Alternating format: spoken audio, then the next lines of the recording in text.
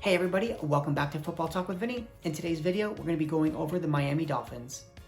So with the Miami Dolphins, they were actually one of the most surprising teams for last season. They were able to kind of make a playoff push where I don't think a lot of people thought they would have based on the year they had before. So let's quickly get into the offseason to see what they did to try to improve the football team. So a couple of losses, we'll do those first. They obviously cut Kyle Van Noy. Their center, Ted Karras, actually played 100% of the snaps for them. He actually did not re-sign. And then their left guard, who played 80% of the snaps, Eric Flowers, he did not re-sign as well. And then Bobby McCain, he was a safety who played 89% of their snaps.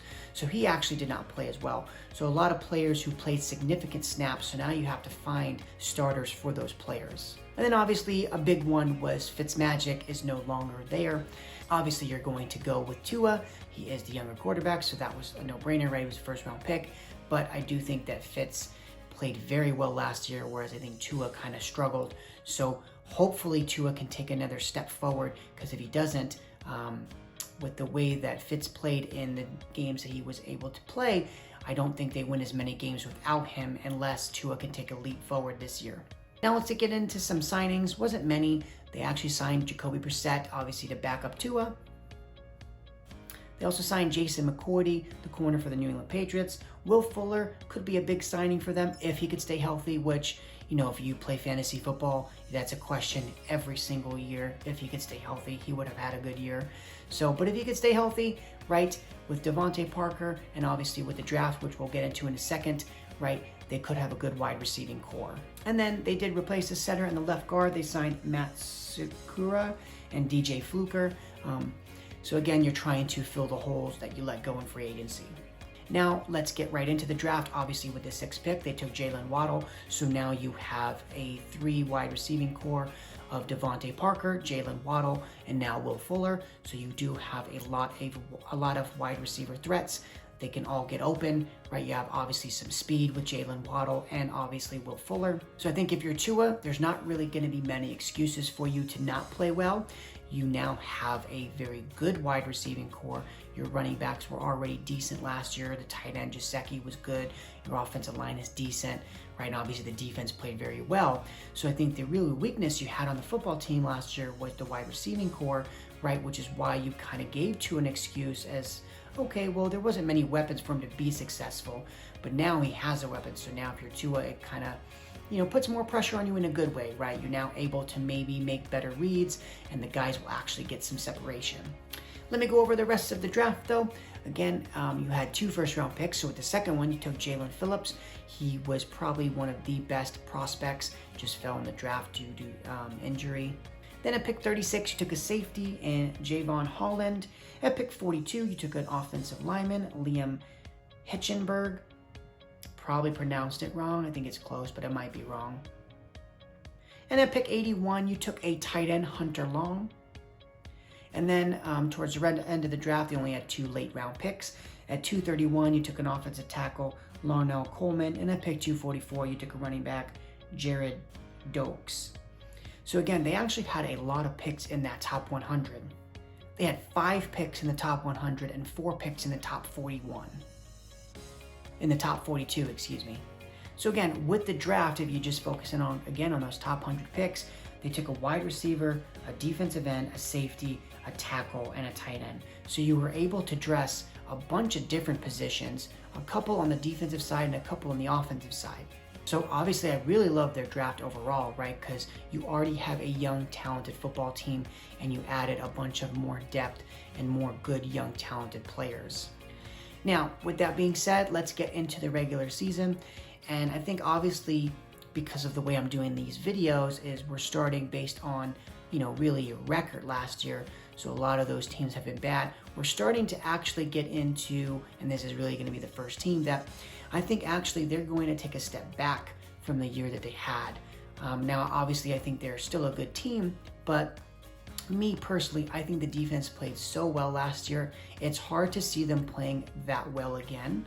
And I think even if you have a historically good defense, right? If you look at defensive statistics, usually teams that finish in the top 5 defensively don't do it in consecutive years. It's very difficult to.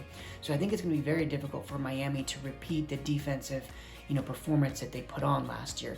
So again, if that defensive performance drops back, it's actually going to put more pressure on the offense to be better, to overcompensate for the defense that might take a step or two back.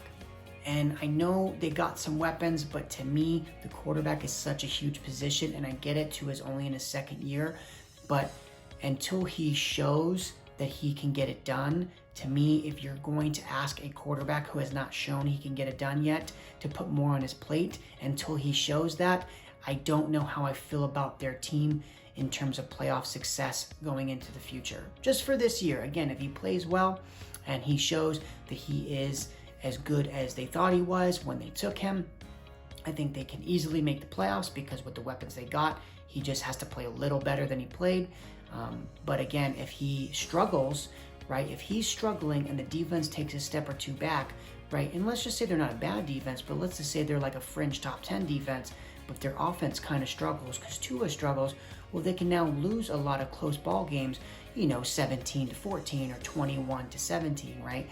Because again, your offense is not able to move the ball, and if they're not able to move the ball, eventually the defense will have to, kind of crack a little bit.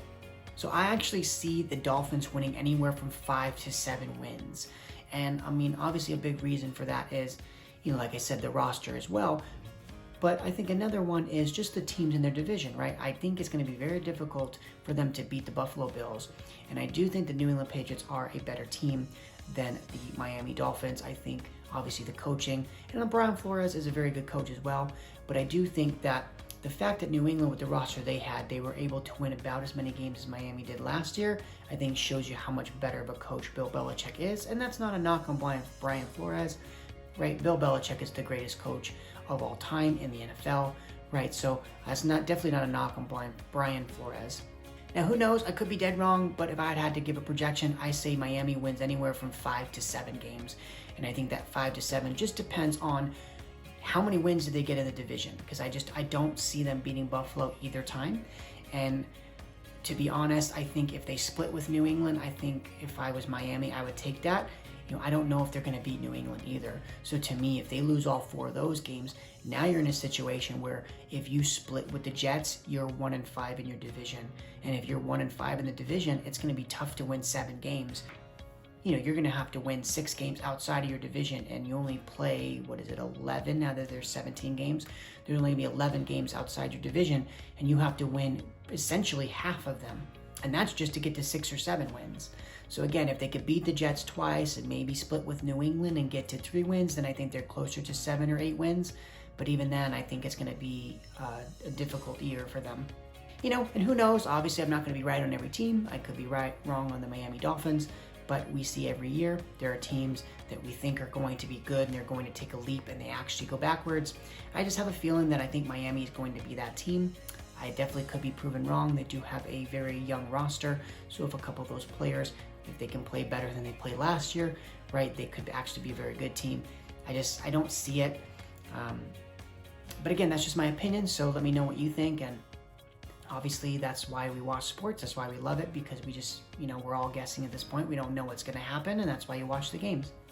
Lastly, though, I did save the money for last just because sometimes I like to do it first, and sometimes I like to do it last, just depending on, I think, their money situation. So at Miami, I wanted to do it last because they actually have about $5 million to spend for this year. So again, they're probably pretty much not going to spend any more money. So the interesting is next year, they actually have $55 million. So again, they have a significant amount of cap space for next year. So even if they were to drop down next year from anywhere from 5 to a 7-win team, let's say they win 6 or 7 games, which is roughly what they won last year, right? So if they come back down and now they have $55 million to spend, you can now either obviously if Tua was bad, you can use some of your draft capital to maybe either move up in the draft to get a quarterback, maybe try to trade for a guy like Deshaun Watson, right? Or worst case scenario is you use some of your cap space to put more talent around Tua or whoever is your quarterback. And now this way, you're trying to give that quarterback every opportunity they have to succeed, and you can now surround them with so much talent that any quarterback can be successful in that offense. So while I do think that Miami is going to take a step back this year, I don't think that they're a bad team, and I think that they are set up very well for success in the future, right? With how young of a team they have, they're going to have a bunch of cap space next year. So I do think if you are ranking these teams in terms of like, what's their future going to look like in the next 3 to 5 years, I think Miami has one of the brightest futures in the league, just based on how young they are as an organization, as a team, and how much cap space they have. I just think specifically for this year, unless Tua takes a huge leap, I think that they might take a slight step backwards this year. Anyways, that's going to do it for today's video. Thank you guys so much for watching. Again, if you did make it this far and you did like the video, make sure to hit the like button, as that does help the channel out. Also, subscribe if you're not subscribed. But that's going to do it for today's video. I look forward to the next one. Bye.